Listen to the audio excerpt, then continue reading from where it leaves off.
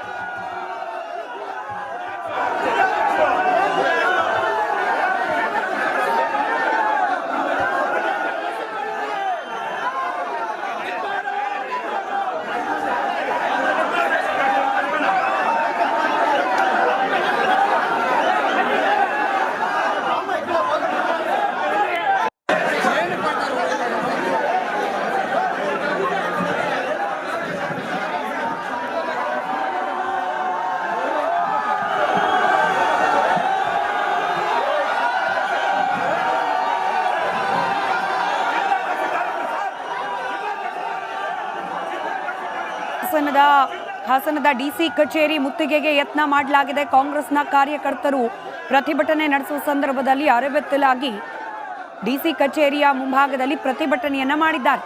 ಅದರ ದೃಶ್ಯವನ್ನ ಗಮನಿಸ್ತಾ ಇದ್ದೀರಿ. ಹಾಸನದ ಡಿಸಿ ಕಚೇರಿ ಮುಂಭಾಗದಲ್ಲಿ ಯಾವ ರೀತಿ ಇದೆ ವಾತಾವರಣ ಗಮನಿಸಬೇಕು.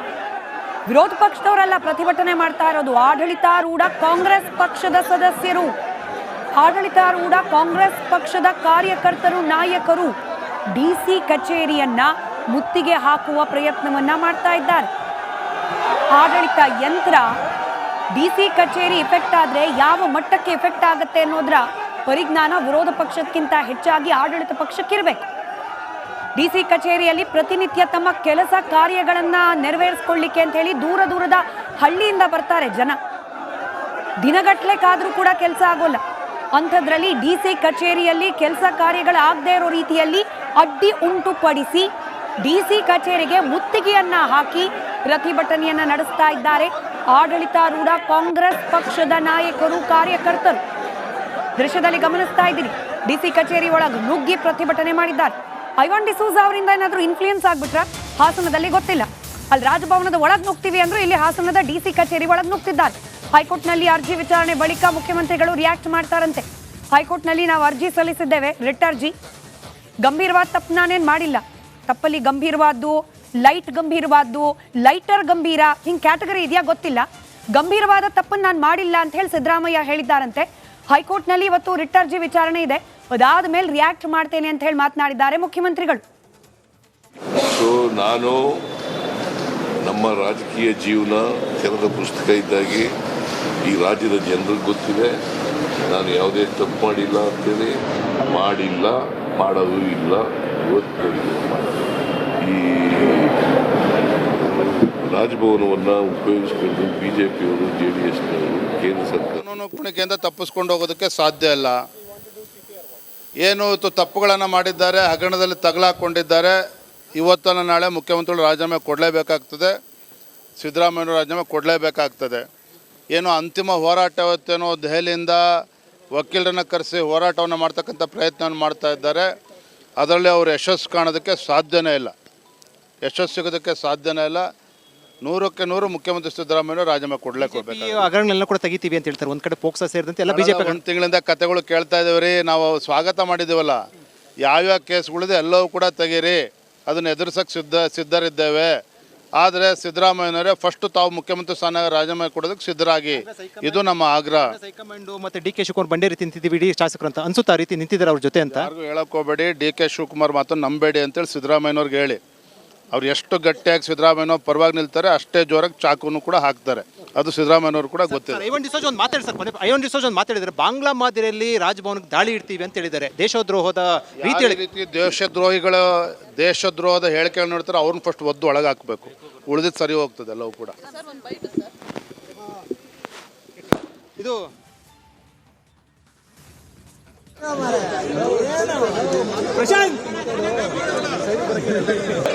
14 ಸೈಟ್ಗಳನ್ನು ಅಕ್ರಮವಾಗಿ ಪಡೆದುಕೊಂಡಿರ್ತಕ್ಕಂಥ ಮತ್ತೊಂದು ಕಡೆಯಲ್ಲಿ ಬಿಜೆಪಿ ಪ್ರತಿಭಟನೆಯನ್ನ ನಡೆಸ್ತಾ ಇರೋ ಸಂದರ್ಭದ ದೃಶ್ಯವನ್ನ ಗಮನಿಸ್ತಾ ಇದ್ದೀರಿ. ಬಿಜೆಪಿ ರಾಜ್ಯಾಧ್ಯಕ್ಷ ವಿಜಯೇಂದ್ರ ಅವರ ಪ್ರತಿಕ್ರಿಯೆ, ಐವಾನ್ ಡಿಸೋಜಾ ಅವರ ಮಾತಿಗೂ ಕೂಡ ರಿಯಾಕ್ಟ್ ಮಾಡಿದ್ದಾರೆ. ದೇಶದ್ರೋಹದ ಹೇಳಿಕೆಯನ್ನ ನೀಡುವವರನ್ನ ಮೊದಲು ಒಳಗೆ ಹಾಕಬೇಕು, ಆಗೆಲ್ಲ ಪರಿಸ್ಥಿತಿ ಸರಿ ಹೋಗುತ್ತೆ ಅಂತ ಹೇಳಿ. ಒಟ್ಟಾರೆ ಇವತ್ತಿನ ಬಿಜೆಪಿ ಹಾಗೆ ಜೆಡಿಎಸ್ನ ಪ್ರತಿಭಟನೆಯ ಮೂಲ ಉದ್ದೇಶ ಮುಖ್ಯಮಂತ್ರಿ ಗಾದಿಯಿಂದ ಸಿದ್ದರಾಮಯ್ಯನವರು ಕೆಳಗಿಳಿಬೇಕು, ರಾಜೀನಾಮೆಯನ್ನ ನೀಡಬೇಕು ಅಂತ ಆಗ್ರಹಿಸಿ ನಡೆಸಲಾಗ್ತಾ ಇರುವ ಪ್ರತಿಭಟನೆ. ನಾಗಲೇ ಹೇಳಿದ ಹಾಗೆ 3 ರಾಜಕೀಯ ಪಕ್ಷಗಳಿಗೂ ಕೂಡ ಇವತ್ತು ಇಡೀ ದಿನ ರಾಜ್ಯದಲ್ಲಿ ಯಾರು ಸತ್ರು, ಸಾಮಾನ್ಯ ಜನರು ಪರದಾಡಿದ್ರು, ಎಲ್ಲಿ ಬೆಂಕಿ ಬಿದ್ರು, ಎಲ್ಲಿ ಏನೇ ಅಪರಾಧ ಚಟುವಟಿಕೆ ಆದ್ರೂ ಕೂಡ, ಕಾನೂನು ಸುವ್ಯವಸ್ಥೆಗೆ ಧಕ್ಕೆ ಆದ್ರೂ ಕೂಡ ಅದ್ರ ಬಗ್ಗೆ ಕಾಳಜಿ ಇರೋದಿಲ್ಲ. ಹಾಗಾಗಿ ಈ ರಾಜ್ಯದ ಜನರು ತಮ್ಮ ತಮ್ಮ ಜಾಗ್ರತೆ, ತಮ್ಮ ಸುರಕ್ಷತೆ, ತಮ್ಮ ರಕ್ಷಣೆ ಬಗ್ಗೆ ತಾವೇ ಗಮನವನ್ನ ಕೊಡ್ಲೇಬೇಕಾದ ಅನಿವಾರ್ಯ ಪರಿಸ್ಥಿತಿ. ಯಾಕಂತಂದ್ರೆ ನಮ್ಮ ರಾಜ್ಯದ ಆಡಳಿತ ಪಕ್ಷ, ವಿರೋಧ ಪಕ್ಷ ಎಲ್ಲವೂ ಬ್ಯುಸಿ, ಸ್ವಾರ್ಥ ರಾಜಕಾರಣದ ಪ್ರತಿಭಟನೆಗಳಲ್ಲಿ ಬ್ಯುಸಿ. ಹೀಗಾಗಿ ಇವತ್ತು ಎಲ್ಲಾ ರಾಜಕೀಯ ಪಕ್ಷದ ನಾಯಕರು ಕೂಡ ನಾಟ್ ರೀಚಬಲ್ ಇರ್ತಾರೆ ಜನರ ಸಮಸ್ಯೆಗಳ ವಿಚಾರಕ್ಕೆ ಸಂಬಂಧಪಟ್ಟಂತೆ.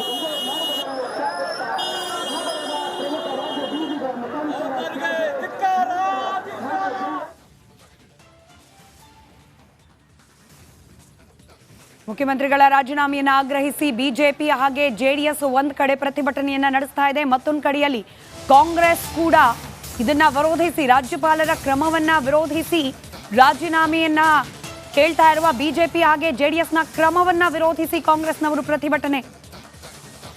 ಆರ್ ಅಶೋಕ್ ಅವರ ನೇತೃತ್ವದಲ್ಲಿ ಬಿಜೆಪಿ ಪ್ರೊಟೆಸ್ಟ್ ನಡೆಸಲಾಗ್ತಾ ಇದೆ. ಸಿಎಂ ರಾಜೀನಾಮೆಗೆ ಆಗ್ರಹಿಸಿ ನಡೆಸಲಾಗ್ತಾ ಇರುವ ಪ್ರತಿಭಟನೆ ಇದು.